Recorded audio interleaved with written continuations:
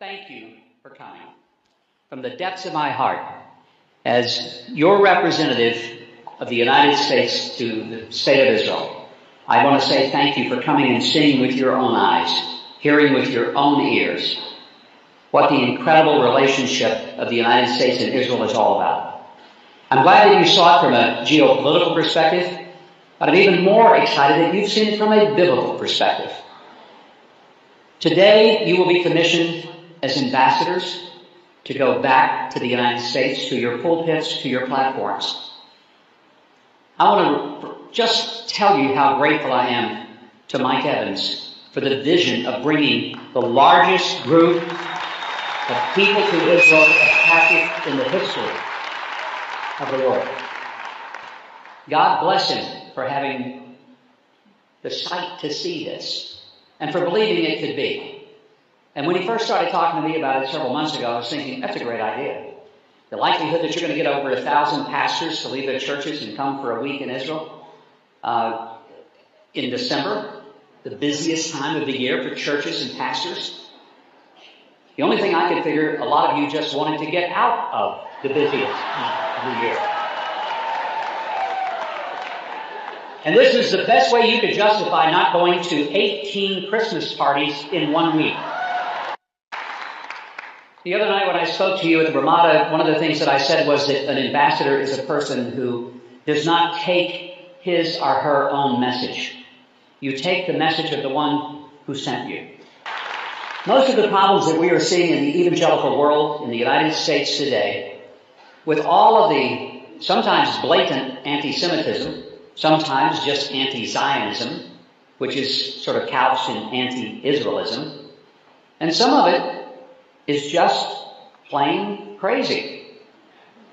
But where it comes from is when people move from the Bible to some other source as the basis for what they think, believe, and feel. I believe a lot of things. I feel a lot of things. I think a lot of things. But as an ambassador of the United States, when I come here, I have to follow the policies of the nation. And if there comes a point I can't, then I'll be required to either get fired or resign. And I tell people the first thing I do every morning when I get up is read President Trump's Twitter account.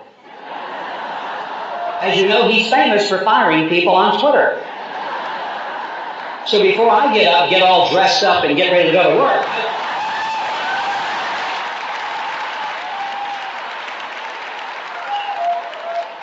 I want to make sure it makes sense to go down to the embassy. And if I haven't been fired, I head on to the office and say hello to the Marines that are guarding the place. Nothing to you. In addition to taking the message that you had experienced back home with you, I ask you to do something else in your ambassador role when you go back. Take the message to them, but bring them with you here on your next trip to Israel.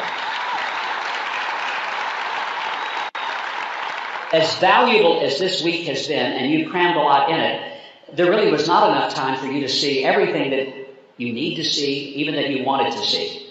And you spent a lot of your time doing things that really were not directly related to the biblical record, but were related to the record of Israel and our partnership.